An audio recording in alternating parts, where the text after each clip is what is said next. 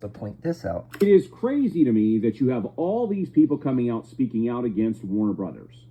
This stuff has been going on since the early 80s. Okay, people speak out against a lot of studios in the film industry, music industry, every industry you can think of. Let's speak out against Amazon, for example. There's a lot of talks about Amazon workers not being able to use the restroom, having to have bottles to pee in, and all that stuff. Let's talk about Apple. There's the controversy of Apple exploiting children, making their phones and stuff from like off-world countries, other countries, and having that underpaid people doing that. Let's talk about let's just play that. It's Warner Brothers. This stuff has been going on since the early 80s with Warner Brothers. Okay, let's talk about Disney, because you're talking about movie studios. Let's talk about Disney. Mary Poppins, where Walt Disney didn't agree with Mary Poppins about him recreating a movie with the Mary Poppins, and then the author of Mary Poppins disagrees with Walt Disney the entire time. Walt Disney like pretty much argues with her for like the entire time, and yeah, she and also that Walt Disney was a bit of a racist, and let's just say that. And of course, how the Disney company themselves are getting a lot of hate from other studios. Also, that Black Widow thing, Scarlett Johansson wanted the money, some money from from the streaming thing, because her contract was only talking about theatrical, and then she was mad that it was her movie was also going to streaming. Let's talk about that. Let's talk about every other company, every single company gets backlash from people that work in the company. So I don't know what's so crazy, insane, that this specific company gets hate. Or they just screw with everything that they're doing with DC properties and don't let the filmmakers make their movies and do their plan. Let's talk about that. Let's talk about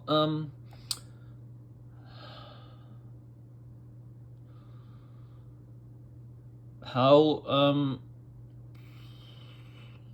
a lot of the creators of movies, that they would completely do what they want and still get a lot of backlash. Let's talk about Wonder Woman 2, also called Wonder Woman 84 or something like that. Patty Jenkins had like pretty much full control over it, and you seem to really dislike that movie, or of course you'd say you like it just because she had control over it. But the mass majority said it was complete trash. Let's talk about sometimes company like movie studios helping out movies also is good. Let's talk about how a director's cut thing would never reach theaters because the movie is way too long, like a 4-hour movie. How many showtimes could be within that 4-hour movie? If you do the math, it'd be about half. So you would be removing half of the showtimes, because if a movie's 2 hours, you can play a movie for 2 hours more than a movie for 4 hours within that day. Let's talk about how more showtimes means more people can watch it if it's sold out every single time. What about if it's 4 hours? It would be less showtimes, less seats being able to watch through that things. And yeah, let's talk about how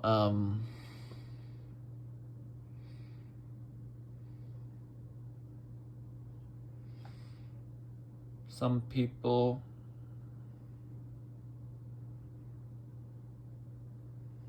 some of the studios decide to make a movie, go full force on it, and then make good on the movie and do good. Let's talk about how big movie studios agree with a low budget type of movie where other movie studios wouldn't. Let's talk about how Psycho, when Psycho came out with Alfred Hitchcock, most movie studios said no. And I believe it was Universal that said, okay, but we won't pay for the movie, would only distribute it. Having that movie be able to have distributors everywhere to show the movie as many places as they can, and making it a widely successful movie, having people enjoy it. Let's talk about that. Let's talk about actually, all I'm saying is every studio gets hate, every studio gets love, every studio does things that other studios won't do. Overall, yeah. Zack Snyder, David Goyer, they had a plan. But Warner Brothers kept coming in and having a knee-jerk reaction to everything. What about The Rock? The Rock had a plan to take over DC. You just give that whole studio to The Rock, a person that didn't really show any knowledge of DC, didn't show that he knew like the obscure characters, didn't show that he knew the parts of the characters, the traits. And Zack Snyder didn't even show he even knew Superman, because his Superman was like very, very different than most of the Superman, even with the multiverse. Let's talk about that. Let's say a person that knows Superman inside and out, that directs the movie, says, oh, this script is completely wrong. Superman is not like this, and then pushes that script away, gets a script that's very, very accurate to Superman, and then gets that, and then happens to make 3 times the profit than Zack Snyder's Superman. Let's talk about that. Let's talk about how none of those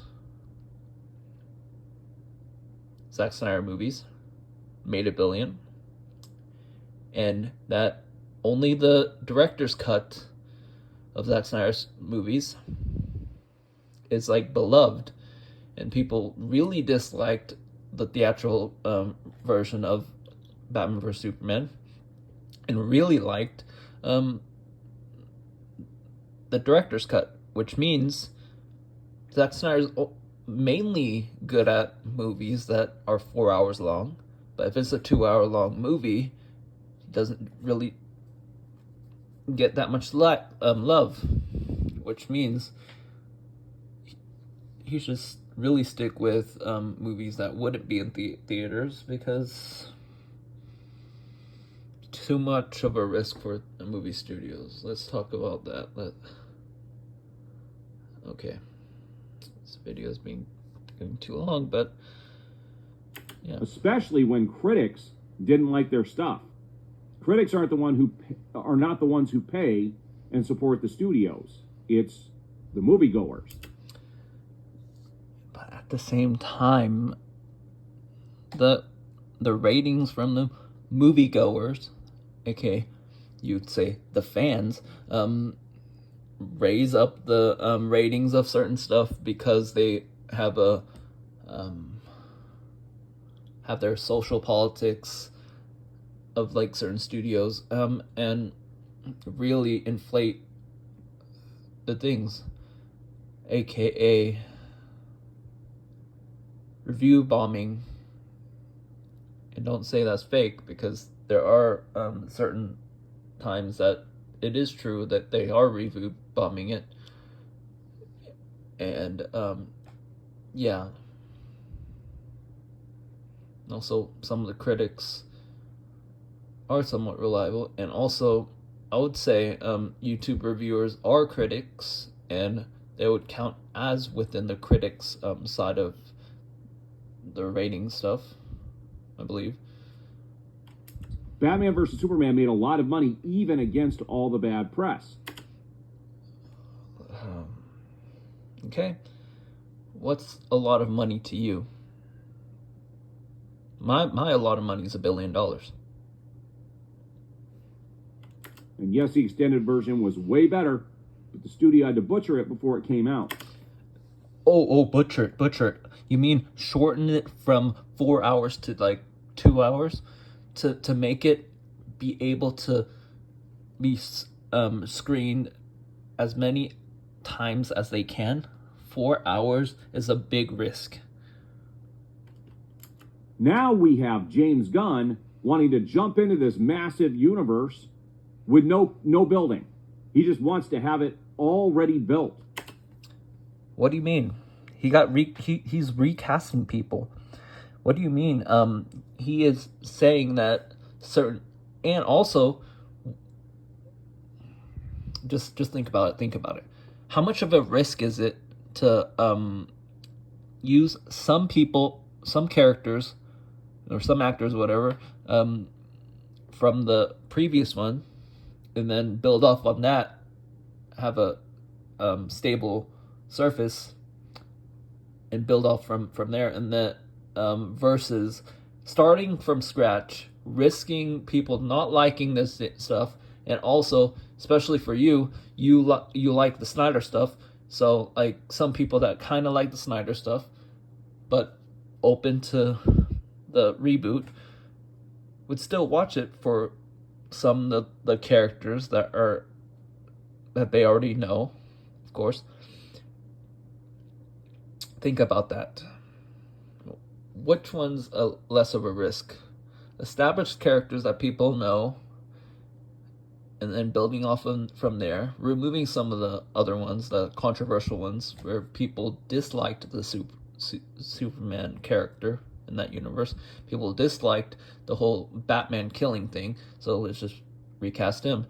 Let's just recast the characters that are the top end that had some controversy, and keep some of the ones that people liked. Like, there's a possibility that Shazam would stay. There's a possibility that The Flash would stay. And there's a possibility that Aquaman would stay. So that means keeping those people, the characters that people really liked, and yeah. And also, people liked Peacemaker. People liked the Suicide Squad, the James Gunn version. And also keeping some of those versus rebooting it and casting characters, some things that is not well known and everything. That's a big risk because they don't know it. So some people would just like, oh, should probably not watch that because I don't know these people. Okay. This is the same mistake that Warner Brothers was trying to do with what was originally planned 10 years ago. Well, I don't see how they're going to get a different result. It is going to be a disaster. What's the lottery numbers? Because if you're for sure that this is going to happen in the future, you must be psychic. You must be the smartest person in the world, right? Coming from a person that does this. But at the same time, dislikes animated stuff because it's babyish. There's a clear video of him already assuming that that My Adventures with Superman show was for children, even though it wasn't. But yeah, you do you. You're going to have a Superman who's not a true man. What? Where did that? Wait. Going to be a disaster. You're going to have a Superman who's not a true man. Where did that come from? You are you are bashing on an actor for not like being like humongously buff or whatever, right? You're man shaming David Gordon Sweat for being skinny or like being just himself when you're saying that he's just a younger version of Henry Cavill or something like that. You're like younger version of Henry Cavill. Like to me, it's just really so hilarious. This is so hilarious. Let's go on. He's going to be some soft version of Superman. Where did that come from? Did you find the script? Did you read it and didn't want to leak it, so you didn't show it to anybody? Because where did that? I mean, softer. Well, James Gunn's current DC stuff is way more rated R than other stuff. You hate cussing, but cussing is part of the ratings and part of the how hardcore things can be, and blood and whatever, very inappropriate stuff. What do you mean by soft? Who can't be the man he needs to be. I guarantee you Lois Lane will be running the show in that film. Oh, I can all but guarantee it. Oh, you're against women bosses? You're against women taking somewhat of initiative? You want Lois Lane to just be damsel in distress all the time? It's what Hollywood does best. They emasculate their men. We're going to have... Oh, so you're saying you're blaming it on Hollywood, okay. Like, Hollywood having Batman versus Superman not fight because you share the same mother's name. A Batman who already has a son, and we're going to be skipping a whole bunch of rich history on Batman. Like when Ben Affleck's Batman had a Robin being killed, and some people are even saying that Robin that died was not Tim Drake that ends up becoming Red Hood. It's actually Dick Grayson, which is the first Robin. Means if the first Robin dies, that means there won't be future Robins. You mean that one? Oh, wait. So you're saying you want Dick Grayson to be there 10 few years, whatever, and have each Robin show up for each time for movie franchise? I would say it would make more sense for a TV show, because movie things, they would age up a lot quicker, because movies take longer to make each like parts of the movies, and not really skipping over big storylines, because whenever it's Damian Wayne, that means that the other Robins would be their adult forms, which is Dick Grayson becomes Nightwing, Tim Drake becomes Red Hood, and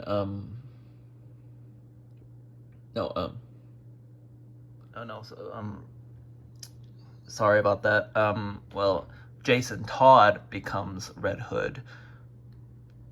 I had a brain fart for a sec. And Tim Drake becomes Red Robin. That's not a joke. His name is actually Red Robin, not the restaurant or anything.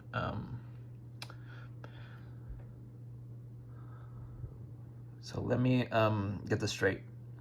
You want each Robin to be Robin, which means each time it'll take like 5 years, somewhat for each time. So it'll be 5, 10, 15, 20.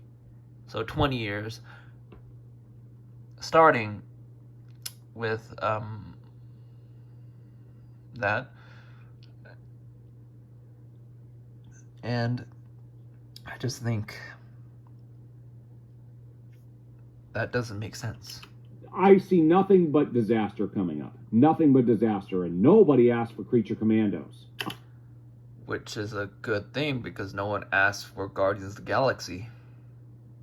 And ends up being successful.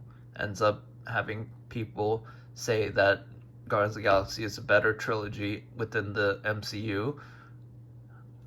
And yeah. I talked to a lot of people about everything that's going on with Warner Brothers Offline, just regular everyday people, and they all agree that nobody asked for this. Oh. Did you talk to them, or did you convince them that it's not a good idea? How did you talk about them? Do you say, oh, they're doing something stupid, they're doing this, and then if the person disagrees, they would look dumb, because like, you're more educated again, and it's like, oh yeah, I agree. How did you say it? I'm confused. I have yet to meet one person who says, yeah, this reboot's a good idea. Oh, is it in your friendship circle? Because from your side, you have people that disagree with you within the comments, right? Some people made videos against you. So some people are against what you're saying. I have yet to meet one. Now we have people coming in the comments and making comments about how it's the best thing they could do, and they're really excited for it. And I'm happy for you. I'm happy. If that's what you're looking for, I'm happy for you. You could keep your budget DCU, because I do. What do you mean budget DCU? Do not see this turning out well. We'll see. If Superman Legacy ends up being amazing, I will absolutely admit it. But I don't expect it to be. I really don't. Oh, so you don't expect it to be? So like, oh, you're gonna say it's trash, and then it ends up being successful. It's like, oh, it's a successful trash or whatever, right? That's just. I don't see. There's nothing that Gunn has ever done. He has never stayed close to the source material ever. If you look Guardians of the Galaxy. Oh, like Snyder, like how Snyder completely disregards the source material of Superman, and how Batman doesn't kill. It's nothing like the source material. If you look at Peacemaker, it is nothing like the source material. Which was pretty good, because he says, James Gunn says to John Cena, don't read the Peacemaker stuff. Don't read the comics and stuff. Just make your character yourself and all that stuff. So he even avoided making it accurate. So what are you trying to say? For everything that everybody complains about Zack Snyder, James Gunn gets a pass. And I'd like to know why. Because he transforms things. Also, he uses characters that are lesser known. So whenever he transforms it, it's less controversial because he's making it as his own kind of thing. And when he makes it, it's changed. And then the comics change with it, which ends up making it more of his change, versus Snyder. He chose to use characters that are widely known, people know about him, know everything about the characters, and completely changing it. That's the difference. Gunn is not the guy to run the DCU. Who do you think? That's my question to you. Who do you think should run the DCU? If you say Zack Snyder, you're even contradicting yourself. Right? You bashed James Gunn to not being accurate, and the Zack Snyder, you agree that he's not doing the accuracy thing.